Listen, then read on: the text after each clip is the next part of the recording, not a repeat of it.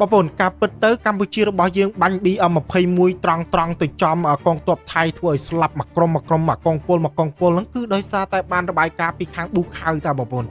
អូការពិតទៅខ្ញុំមួយរយៈមុនគឺបើថាអត់ពេញចិត្តអត់សប្បាយចិត្តជាមួយនឹងប៊ូខៅដោយសារតែយើងគិតថាគាត់ខ្មែរសរិនហើយផ្លេចសញ្ជាតិខ្មែរតាមពិតទៅគាត់នៅតែស្រឡាញ់ខ្មែរតាបងប្អូនហើយអរគុណប៊ូខៅខ្លាំងមែនទែនដែលបាននៅខាងខ្មែរដែលបានផ្ដល់របាយការណ៍ដែលគេថា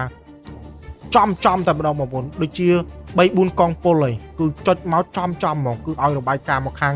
ទ័ពកម្ពុជារបស់យើងឲ្យទម្លាក់ BM21 ទៅគឺចំកងទ័ពថៃតែម្ដងបងប្អូនអូខ្ញុំអរគុណកងទ័ពអរគុណ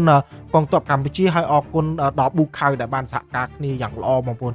អូក៏ទៅខ្មែរសរិននៅតែស្រឡាញ់ខ្មែរទេបងប្អូនហើយឃើញថាខ្មែរសរិនយើងច្រើនណាស់ដែលបានផ្ដល់របាយការណ៍មកខាងយើង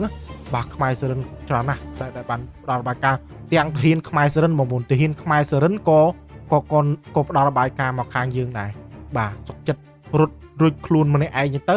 ហើយទុកមកកងពលហ្នឹងចុចទីតាំងមកកងពលហ្នឹងហើយរត់រួចខ្លួនម្នាក់ឯងចឹងទៅ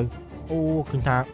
អរគុណខ្មែរសរិនខ្លាំងមែនទែនដែលនៅតែស្រឡាញ់ខ្មែរយើងដែលនៅតែស្រឡាញ់ខ្មែរកដាលបងប្អូនបាទអរគុណជាពិសេសអរគុណប៊ូខៅដែលតែងតែផ្ដល់ព័ត៌មាន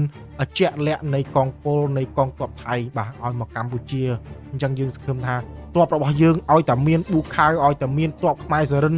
ផ្ដល់ទីតាំងមកច្បាស់បែបនេះទ័ពរបស់យើងនឹងឈ្នះបងប្អូនប្រកាសជាឈ្នះតែម្ដងបាទអរគុណខ្លាំងមែនទែនហើយសម្រាប់បងប្អូនដែលចង់ជួយបងប្អូនភាសាបងប្អូនអាចជួយតាមរយៈខ្ញុំបានបងប្អូនក្នុងចុងសប្តាហ៍នេះខ្ញុំឡើងទៅជួយបងប្អូនទៀតហើយខ្ញុំទៅតែមកពី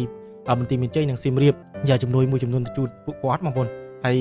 អញ្ចឹងសម្រាប់បងប្អូនដែលចង់ជួយពួកគាត់ពួកពេលនេះឡើងដល់ជាង 40,000 នាក់ហើយបងប្អូនអញ្ចឹងភាសារបស់យើងគឺគាត់ត្រូវការជំនួយច្រើនមែនទែនអញ្ចឹងតិចក្តីច្រើនក្តីបងប្អូនយើងជួយគ្នាក្នុងពេលនេះគឺបានបនច្រើនណាស់បងប្អូនហើយខ្មែរតែមួយទេគឺពេលដែលចុះទៅដល់បានដឹងថាណយអត់ធំណាស់បងប្អូនហើយអញ្ចឹងសូមអរគុណបងប្អូនគឺខ្ញុំអរគុណខ្ញុំដាក់នៅក្នុង comment ខាងក្រោមបាទអរគុណច្រើន